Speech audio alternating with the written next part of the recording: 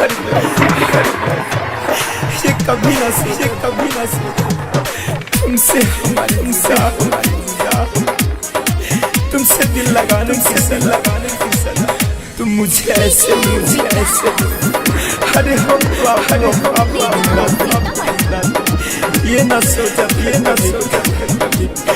तुम सबसे बड़ा बेवफा पूछो ना हमसे बेखबर कैसे जी रहा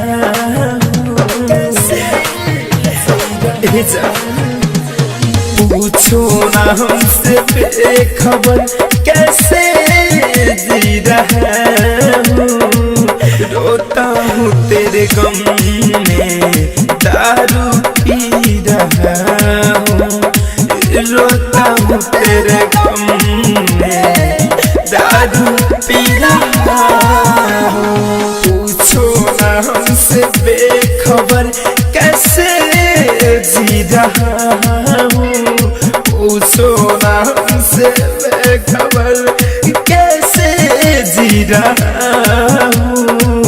रोता हूँ तेरे गम में दारू पी रहा हूँ रोता हूँ तेरे गम में दारू पी रहा हूँ।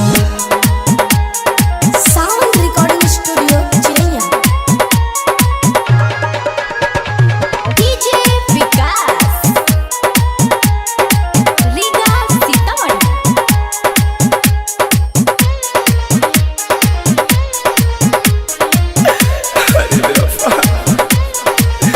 हो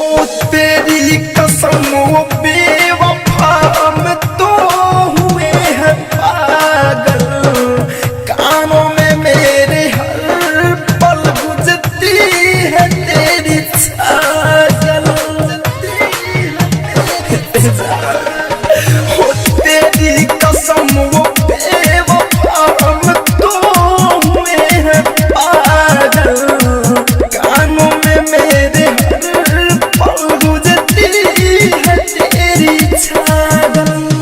तेरे दिए ही जख्म को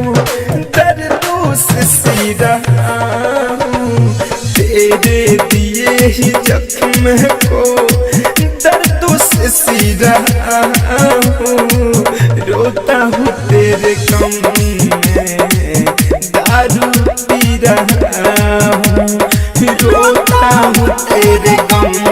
में दारू पी रहा हूँ।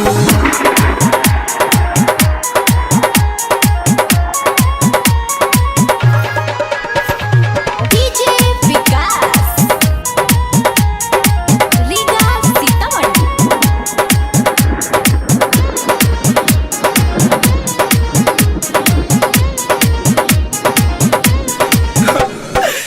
आँखों में मेरे नींद ना दिल में नहीं करार धड़कन धनंग सुमित को मारेगा तेरा प्यार आँखों में मेरे नींद ना दिल में नहीं करार धड़कन धनंग सावन को मारेगा तेरा प्यार भटका हूँ तेरे इश्क में राह में कह रहा हूँ